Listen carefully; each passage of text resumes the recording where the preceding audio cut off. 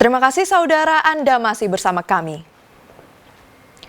Saudara, dua pemuda pengendara motor berboncengan menabrak truk di pinggir jalan Pantura, Widang, Tuban. Truk ditabrak saat berhenti darurat karena kerusakan roda. Akibatnya dua korban tewas seketika di lokasi. Para korban yakni Betran Miko Oktavian berusia 22 tahun dan Dewa Septio Putra berusia 18 tahun. Keduanya warga desa Sukodadi, Kecamatan Sukodadi, Kabupaten Lamongan. Kejadian berawal saat Miko dan Septio berboncengan sepeda motor melaju kencang dari arah Tuban, Lamongan, tepatnya di jalur Pantura, Desa Widang, Tuban. Namun diduga kurang konsentrasi, mereka tidak melihat truk yang sedang berhenti darurat di pinggir jalan karena kerusakan roda. Seketika motor langsung menghantam bagian belakang truk dan kedua korban akhirnya tewas seketika. Kronologi kejadian semula kendaraan sepeda motor Honda GL yang dikemudikan oleh Betran Miko dan Dewa Septio berjalan dari arah utara ke selatan. Karena kurangnya konsentrasi dan kecepatan tinggi, kemudian mengalami kecelakaan lalu lintas menabrak dari belakang truk yang sedang parkir. Truk tersebut dikemudikan oleh Aris Purwanto. Kedua korban tewas kemudian dibawa ke RSUD Dr. Kusma Tuban. Sedangkan sopir truk Aris Purwanto warga Jawa Tengah masih dimintai keterangan di kantor Satlantas Polres Tuban. Sapai Ranuwijaya melaporkan dari Tuban. Saudara, dua maling dan seorang penadah tabung LPG curian dibekuk Satreskrim Polres Bojonegoro. Tak tanggung-tanggung, dari 5 lokasi berbeda, kawanan pencuri berhasil menggondol 289 tabung LPG 3 kg dalam kondisi terisi maupun kosong. 3 pemuda sindikat maling tabung LPG masing-masing berinisial VA 24 tahun, RE 20 tahun, serta W 27 tahun. Tersangka VA dan RE merupakan warga Tuban yang menjadi eksekutor pencurian. Sedangkan W, penadah tabung LPG curian, adalah warga Bojonegoro. Modus pelaku adalah mencari toko atau pangkalan LPG yang sepi pada malam hari dengan menggunakan mobil minibus. Awalnya pelaku berhenti di depan lokasi sasaran pencurian. Saat dirasa aman, kedua tersangka merusak kunci pintu dengan gunting besi, lalu menggondol semua tabung LPG yang ada. Tak tanggung-tanggung, dari 5 lokasi kedua pelaku menggondol 289 tabung LPG 3 kg dengan rincian 200 tabung berisi serta 89 tabung kosong. Hasil curian dijual kepada tersangka W dengan harga berbeda. Untuk tabung kosong Rp125.000 per tabung, sedangkan yang berisi Rp140.000 per tabung. Dari keseluruhan tersebut, pelaku mendapatkan keuntungan sejumlah Rp39.125.000, sementara untuk pelaku yang penadah, saudara W, mendapatkan keuntungan sebesar Rp6.335.000. Kemudian Satreskrim sudah menyita barang bukti berupa 1 unit kendaraan Isuzu L. Para tersangka dijerat pasal berbeda. 2 eksekutor pencurian dikenakan pasal 363 tentang pencurian dengan pemberatan ancaman hukuman 7 tahun penjara. Sedangkan tersangka W dijerat pasal 480 KUHP tentang penadaan barang curian dengan ancaman 4 tahun penjara. Muhammad Khodim melaporkan dari Bojonegoro. Saudara, pasangan kekasih di Madiun ditangkap oleh polisi karena nekat membuang bayi hasil hubungan gelap. Kedua pelaku nekat membuang bayi tak berdosa di Sungai Sono, Madiun dengan dibungkus tas. Pemuda VR berusia 25 tahun dan pacarnya EZ, gadis masih 16 tahun, dibekuk oleh tim buru serga Polres Madiun Sabtu sore. Pasangan kekasih ini ditangkap polisi di rumahnya masing-masing di Madiun karena terbukti tega membuang bayi hasil hubungan gelap di Sungai Sono, Desa Tiron, Madiun. Sebelumnya pada 9 Januari 2025, jasad bayi laki-laki baru dilahirkan ditemukan warga mengambang di Sungai Sono. Kondisi bayi terbungkus tas jinjing warna merah. Kemudian jasad bayi dibawa ke Rumah Sakit Umum Provinsi Dr. Sudono, Madiun. Usai penyelidikan dan meminta keterangan para saksi, pelaku VR dan EZ yang diduga orang tua bayi tak berdosa itu akhirnya ditangkap. Rencana jenazah langsung dimakamkan di Desa Tiron hari ini. Kalau jenis kelaminnya apa? Jenis kelamin laki-laki, kemudian perkiraan usianya juga usia normal untuk melahirkan, jadi kurang lebih 9 bulanan. Selanjutnya usai diautopsi, bayi langsung dimakamkan di pemakaman umum Desa Tiron. Dirko Suyono melaporkan dari Madiun. Saudara ditinggal pemiliknya membeli makanan, sebuah rumah di pemukiman padat Bondowoso ludes terbakar. Warga yang panik membuka paksa pintu rumah untuk memadamkan api, karena khawatir api merembet ke rumah tetangga. Pemadam mas, di Pejaten mas. Pejaten, Rumah Sumini, 52 tahun di desa Pejaten Bondowoso dilalap api Sabtu sore. Saat pertama kali diketahui warga, api sudah membesar dan membakar ruang tengah rumah sederhana itu. Warga panik sebab khawatir api merembet ke rumah di sebelahnya. Apalagi warga tidak bisa segera melakukan pemadaman sebab rumah dalam kondisi terkunci. Warga akhirnya memaksa membuka pintu agar segera bisa memadamkan api. Meski api kemudian dapat dipadamkan dan dilokalisir oleh 2 regu damkar Pemkab Bondowoso, namun rumah beserta seluruh isinya sudah hangus terbakar. Saat kebakaran terjadi, rumah dalam kondisi kosong sebab pemiliknya tengah membeli makanan di warung tak jauh dari rumah. Mengetahui rumahnya hangus dan luluh lantak, Sumini sangat terpukul. Kerugian akibat peristiwa ini ditaksir mencapai puluhan juta rupiah. Saat kejadian, Ibu Sumini pulang dari kerja, terus keluar untuk beli makanan kecil. Selama proses keluar rumah itu, laporan dari tetangga kalau terjadi kebakaran di rumah. Dari kejadian itu sekitar jam 4 langsung menghubungi damkar. Alhamdulillah damkar langsung menuju ke lokasi dengan 3 armada. Belum diketahui penyebab kebakaran, namun diduga akibat korsleting listrik. Setelah peristiwa itu, Sumini sementara tinggal di rumah kerabatnya.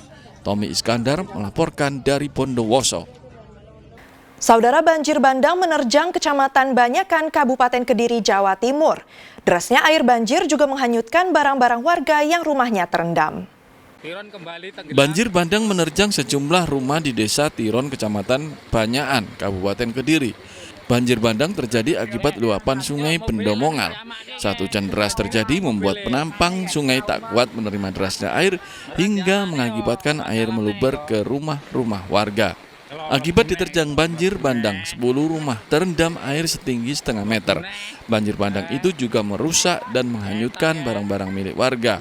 Banjir bandang ini merupakan kali kedua dari kejadian yang sama terjadi pada 1 bulan lalu. Gimana mas kejadiannya? Ya enggak tahu air datang langsung besar gitu. Sempat merendam rumah mas atau seperti apa tadi mas? Ya ngerendam rumah, masuk rumah sekitar 20 cm. Setengah meter. Sekitar setengah meter dari lantai. Lantai rumah ya, bukan tanah. Arusnya deras nggak mas tadi? Kalau sungai sini nggak bisa, arusnya kecil, pasti deras. Ada yang hanyut nggak mas barang-barang berharga? Ya baju-baju hanyut semua.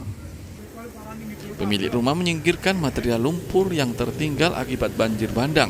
Warga berharap agar pemerintah desa bisa meninggikan tanggul sungai Bendomongal sehingga air tidak meluber keluar saat hujan deras terjadi. Danu Sukendro melaporkan dari Kediri. Saudara, seorang pria di Probolinggo memperkosa anak tirinya yang masih berusia 10 tahun hingga hamil 2 bulan. Masa yang marah menghajar korban hingga babak belur sebelum polisi datang mengamankan pelaku. Puluhan warga dari 2 desa termasuk desa asal ayah kandung korban mencari AS yang sempat menghilang usai ketahuan memerkosa anak tirinya yang masih berusia 10 tahun hingga hamil 2 bulan. Amarah warga tak terbendung saat mengetahui AS di lokasi persembunyiannya. Pria 33 tahun itu pasrah dan sempat menjadi samsak hidup warga. Beruntung nyawanya selamat saat polisi datang mengamankannya. Meski alot, AS akhirnya bisa dibawa polisi ke puskesmas untuk diobati. Setelah itu langsung dibawa ke kantor polisi. Tindak asusila itu pertama kali diketahui ibu kandung korban yang curiga anaknya baru saja akil balik, tak kunjung menstruasi. Saat diperiksa, korban ternyata hamil dan mengatakan hal tersebut akibat perbuatan ayah tirinya. Satreskrim Polres Probolinggo telah mengamankan terduga pelaku persetubuhan di bawah umur dengan inisial AG yang terjadi di salah satu desa di Kecamatan Bantaran, Probolinggo. Saat ini terduga pelaku sedang menjalani tahap pemeriksaan lebih lanjut atau penyidikan oleh unit PBA Satreskrim Polres Probolinggo. Kasus perkosaan itu ditangani unit PPA Satreskrim Probolinggo. Tersangka ditahan untuk mempertanggungjawabkan perbuatannya. Dendi Ari Gafur melaporkan dari Probolinggo. Saudara pengelola kuliner pedas di Jember punya cara unik menghemat penggunaan cabai, yakni dengan mengeringkannya. Cara ini kerap dipakai kalangan chef atau koki ketika harus berbulan-bulan berlayar di lautan. Ternyata masakan tetap pedas meski hemat cabai dan tanpa merubah cita rasanya. Meroketnya harga cabai menjadi pukulan bagi para pelaku usaha kuliner pedas. Namun hal itu tak sepenuhnya berlaku bagi pengelola kuliner mie dan nasi goreng pedas di Desa Jubung, Kecamatan Sukorambi, Jember. Sebelum menjadikannya sebagai campuran menu, cabai rawit terlebih dahulu dijemur di bawah sinar matahari. Setelah benar-benar kering, cabai kemudian diolah sesuai kebutuhan. Untuk campuran mie atau nasi goreng pedas, cabai yang telah kering terlebih dulu direbus lalu dihaluskan. Sebelum akhirnya bisa langsung dicampurkan layaknya bumbu saus. Cara ini kerap dipakai kalangan chef atau koki ketika harus berbulan-bulan berlayar di lautan. Ternyata masakan tetap pedas meski hemat cabai dan tanpa merubah cita rasanya. Untuk menyiasati harga cabai yang sekarang lagi mahal banget, biasanya kita punya trik dan tips sendiri ya. Jadi selain kita stok pada waktu cabai harga murah, dengan cara mengeringkan dulu, kita jemur cabai itu di keadaan yang panas sampai benar-benar kering banget. Setelah kering kita bersihkan, biasanya nanti kita masukin ke plastikan di vakum. Setelah di vakum kita taruh di tempat penyimpanan seperti freezer seperti itu. Biasanya itu cara yang kita gunakan untuk menyiasati harga cabai yang sekarang memang mahal banget. Harga cabai di Jember terus meroket. Kini bahkan tembus Rp130.000 per kilogram. Tommy Iskandar melaporkan dari Jember. Saudara Anda pecinta kuliner pedas? Di Surabaya ada warung makan surganya pencinta sambal, yakni sambal tongkol Mbak Ju. Dalam sehari, warung makan ini bisa menghabiskan 1.500 ekor ikan tongkol dan 11 kg cabai. Sambal mentah yang segar dengan terasi khas yang sedap membuat lidah pecinta pedas serasa dimanjakan.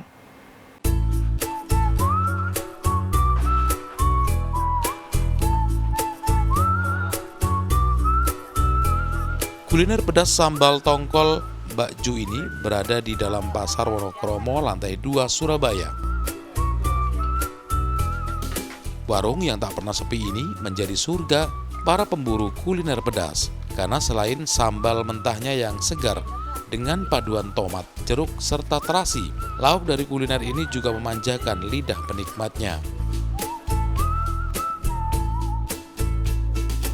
Satu porsi sambal tongkol Mbak Ju, pembeli mendapatkan sajian lauk ikan tongkol, ikan teri, telur ikan, telur mata sapi, serta lalapan daun ketela. Seporsi sambal tongkol Mbak Ju dijual dengan harga Rp19.000 dan dinilai sepadan dengan porsi dan ragam lauk yang disajikan. Ada itu, sensasi jeruk-jeruknya itu loh. Bikin seger, ada jeruk-jeruknya, bikin seger, terus rasanya itu beda-beda. Pasti pokoknya enak, jos pokoknya. Terus lauknya yang buat beda apa? Ini tongkolnya digoreng original, maksudnya nggak pakai apa-apa gitu, digoreng asli gitu. Sambalnya enak Bu ya? Mantap sekali sambalnya. Untuk kepedasannya gimana? Kalau saya tadi kita sedang cukup sih, cukupan. Dengan harga yang tadi 19.000 worth it sih. Soalnya ikannya banyak sih, lauknya banyak sekali.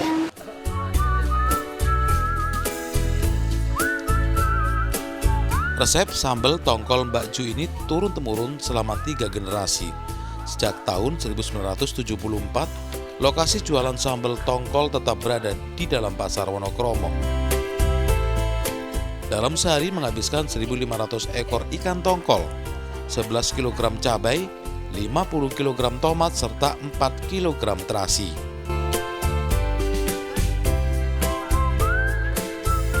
Yang paling favorit apa ini? Lauknya gitu yang biasanya paling banyak dipesan? Kita lauknya cuma ikan tongkol, teri, telur ikan sama telur ayam. Yang paling favorit pembeli? Semua favorit. Semua favorit ya. Habis berapa tongkol, Bu? Itu 1.500-an. 1.500 tongkol. Untuk cabenya berapa kilo?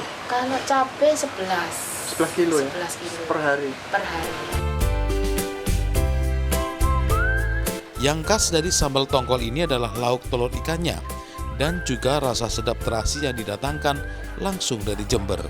Setiap hari sambal tongkol Mbak Ju di Pasar Monokromo Surabaya ini buka mulai pukul 10 pagi sampai setengah 5 sore. Tim Liputan melaporkan dari Surabaya.